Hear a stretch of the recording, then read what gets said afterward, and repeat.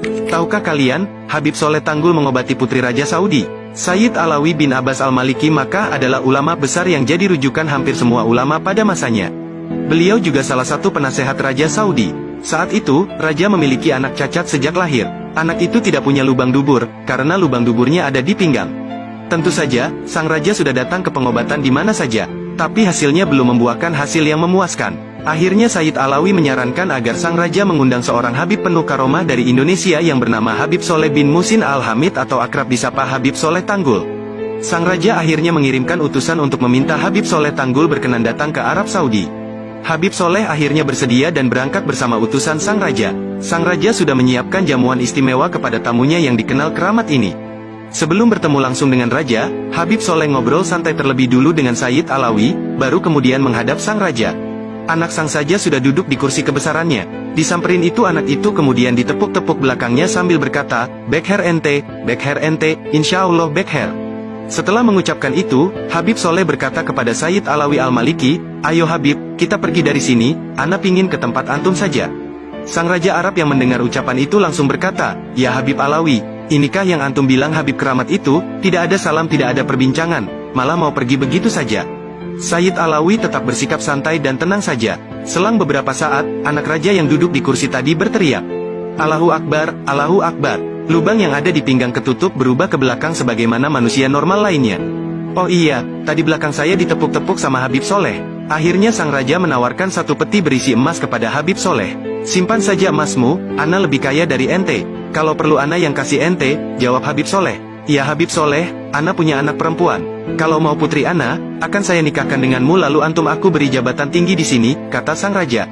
"Simpan saja putri ente, ana punya syarifah di rumah. Ana gak butuh jabatan dari ente, ana sudah punya jabatan dari Allah," jawab Habib Soleh. Mendengar pembicaraan ini, Sayyid Alawi Al-Maliki akhirnya menyarankan Habib Soleh agar mau menerima emas tadi. "Ya Habib Soleh, kita di Hadramaut punya saudara-saudara yang susah. Ambil saja dan kasihkan kepada saudara-saudara kita di sana." Habib Soleh akhirnya menerima saran Sayyid Alawi. Kemudian hadiah itu dibagikan kepada saudara-saudara di Hadramaut. Karena kisah ini, Habib Soleh Tanggul di Hadramaut sana dikenal sebagai Habib paling kaya di Indonesia karena sering membantu saudara-saudara yang ada di Hadramaut. Nah, itulah sedikit karomah dari Habib Soleh Tanggul. Tahukah kalian, kisah karomah Habib Soleh Tanggul Jember, didatangi wanita Swiss gara-gara hadir dalam mimpi. Berikut kisah wanita Swiss yang bermimpi tentang Habib Soleh. Suatu hari, seorang wanita asal Swiss yang merupakan non-muslim, bermimpi didatangi seorang laki-laki bernama Habib Soleh Tanggul. Dalam mimpi itu, laki-laki tersebut berpesan bahwa dia dapat membantu menyelesaikan masalah yang tengah dihadapi wanita itu. Bukan hanya sekali, mimpi kedatangan Habib Soleh tersebut terjadi hingga beberapa kali. Kebetulan saat mimpi itu datang, sang wanita Swiss sedang memiliki masalah yang cukup rumit. Ia memiliki kekasih yang dalam waktu dekat akan melakukan pernikahan. Namun rencana pernikahan itu terancam gagal, karena sang laki-laki direbut oleh wanita lain. Akhirnya, wanita Swiss tersebut memilih terbang ke Indonesia. Ia penasaran dengan laki-laki bernama Habib Soleh Tanggul, yang datang beberapa kali ke dalam mimpinya.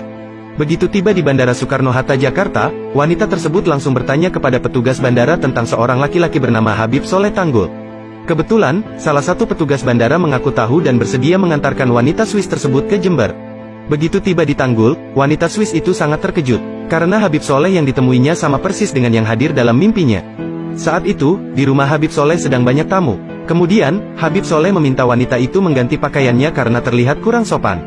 Wanita Swiss tersebut kemudian menceritakan tentang mimpinya dan termasuk masalah yang sedang dihadapinya, yaitu tentang calon suaminya yang direbut wanita lain. Setelah mendengar cerita tersebut, Habib Soleh langsung meminta wanita itu untuk segera pulang ke Swiss.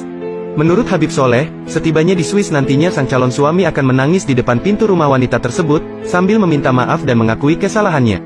Wanita itu pun kemudian langsung pulang ke negaranya, Swiss. Beberapa bulan kemudian, wanita Swiss itu datang lagi ke kediaman Habib Soleh Tanggul.